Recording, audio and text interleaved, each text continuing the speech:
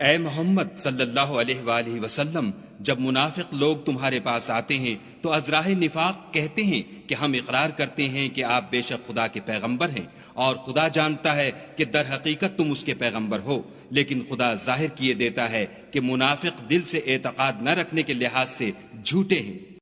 انہوں نے اپنی قسموں کو ڈھال بنا رکھا ہے اور ان کے ذریعے سے لوگوں کو راہ خدا سے روک رہے ہیں۔ کچھ شک نہیں کہ جو کام یہ کرتے ہیں برے ہیں۔ یہ اس لیے کہ یہ پہلے تو ایمان لائے، پھر کافر ہو گئے تو ان کے دلوں پر مہر لگا دی گئی، سو اب یہ سمجھتے ہی نہیں۔ اور جب تم ان کے تناسب اعضا کو دیکھتے ہو تو ان کے جسم تمہیں کیا ہی اچھے معلوم ہوتے ہیں، اور جب وہ گفتگو کرتے ہیں تو تم ان کی تقریر کو توجہ سے سنتے ہو، گویا لکڑیاں ہیں جو دیواروں سے لگائی گئی ہیں، بزدل ایسے کہ ہر زور کی آواز کو سمجھیں کہ ان پر بلا آئی۔ یہ تمہارے دشمن ہیں، ان سے بے خوف نہ رہنا، خدا ان کو ہلاک کرے، یہ کہاں بہ کے پھرتے ہیں۔ اور جب ان سے کہا جائے کہ آؤ رسول خدا تمہارے لیے مغفرت مانگیں تو سر ہلا دیتے ہیں، اور تم ان کو دیکھو کہ تکبر کرتے ہوئے منہ پھیر لیتے ہیں۔ تم ان کے لیے مغفرت مانگو یا نہ مانگو، ان کے حق میں برابر ہے، خدا ان کو ہرگز نہ بخشے گا، بے شک خدا نافرمان لوگوں کو ہدایت نہیں دیا کرتا۔